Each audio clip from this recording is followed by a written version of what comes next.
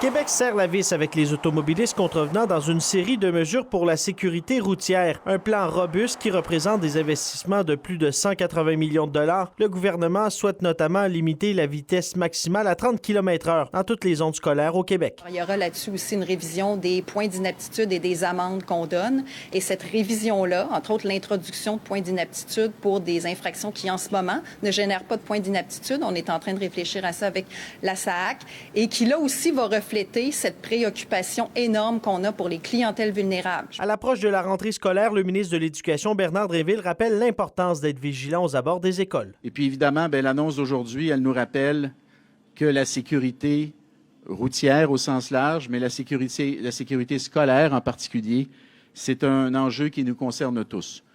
Moi, je suis ici comme ministre de l'Éducation. Geneviève, c'est sa responsabilité, les transports, mais je pense qu'on convient tous que c'est notre responsabilité collective. Le plan présenté par Geneviève Guilbeault comprend 47 actions et sous-actions. Québec veut augmenter le nombre de photoradars. Actuellement, sur le territoire de l'Abitibi-Témiscamingue, il n'y a aucun photoradar en activité.